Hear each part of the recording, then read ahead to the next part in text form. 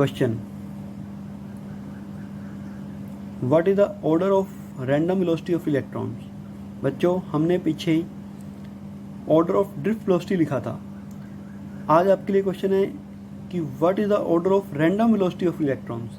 तो इलेक्ट्रॉन्स की random velocity किस ऑर्डर में होती है, ये आपको फाइंड आउट करना है और फिर मुझे बताना है। अगर आप ढूंढ पाए तो ठीक है, नहीं तो सही आंसर मैं आपको बता दूंगा। नेक्स्ट टॉपिक इज मोबिलिटी, जिसे हम म्यू से डिनोट करते हैं। देखो, इस चैप्टर में हम करंट के बारे में पढ़ रहे हैं और करंट चार्जेस के फ्लो से बनता है।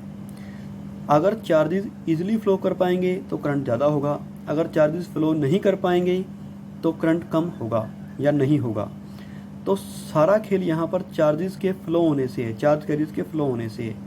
और चार्ज कैरियर के फ्लो करने की जो एबिलिटी है, जो उनके मूव करने की एबिलिटी है, उसे हम मोबिलिटी की टर्म में लिखते हैं। तो ability of a charge carrier to move freely inside a conductor is expressed in terms of इस मोबिलिटी। तो मोबिलिटी मतलब मूविंग एबिलिटी, चार्ज कैरियर की मूव करने की एबिलिटी। अगर चार्ज कैरियर बहुत ज़्यादा फ्रीली मूव कर सकते हैं मतलब उनकी मोबिलिटी ज़्यादा है, और अगर चार्ज कैरियर बहुत ज़्यादा फ्रीली मूव नहीं कर सकते, इसका मतलब उनकी मोबिलिटी कम है। Mathematically the drift velocity acquired by charge carriers per unit applied electric field is equal to mobility of charge carrier. देखो, चार्ज कैरियर वैसे तो रैंडमली मूव कर रहे होते हैं, लेकिन चार्ज कैरियर के रैंडम मोशन से करंट नहीं होता। करंट कब होता है? जब चार्ज कैरियर ड्रिफ्ट करते हैं, और ड्रिफ्ट कब करते हैं? जब इलेक्ट्रिक फील्ड अप्लाई की जाती है। तो एक यूनिट इलेक्ट्रिक फील्ड अप्लाई करने से, मतलब 1 न्यूटन पर कूलम या 1 वोल्ट पर मीटर की इलेक्ट्रिक फील्ड अप्लाई करने से अगर चार्ज कैरियर ज़्यादा ड्रिफ्ट वेलोसिटी गेन करेगा तो उसकी मोबिलिटी ज़्यादा होगी, और अगर 1 यूनिट इलेक्ट्रिक फील्ड अप्लाई करने पर चार्ज कैरियर कम ड्रिफ्ट वेलोसिटी गेन करेगा तो उसकी मोबिलिटी कम होगी। तो मैथमेटिकली जो मोबिलिटी है वो drift velocity acquired by charge carrier per unit applied electric field के इक्वल होती है। तो मोबिलिटी का फॉर्मूला क्या है?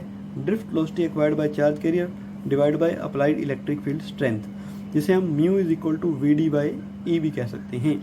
यहाँ ध्यान रखना है कि आपको ड्रिफ्ट वेलोसिटी का मैग्नीट्यूड लेना है, इसमें माइनस साइन का कोई रोल नहीं रहेगा। तो mu is equal to we D by E. Note, mobility of free electron is more than mobility of holes. तो फ्री इलेक्ट्रॉन्स की मोबिलिटी होल्स से ज़्यादा होती है। होल्स क्या हैं? ये इलेक्ट्रॉन की वैकेंसी होते हैं, जिन्हें हम सेमीकंडक्टर के चैप्टर में डिस्कस करते हैं। Second, mobility is positive for both free electrons and holes. चाहे इलेक्ट्रॉन्स हो चाहे होल्स हो, इनकी मोबिलिटी पॉजिटिव ही रहेगी, लेकिन इनकी ड्रिफ्ट वेलोसिटी एक दूसरे से अपोजिट होती है।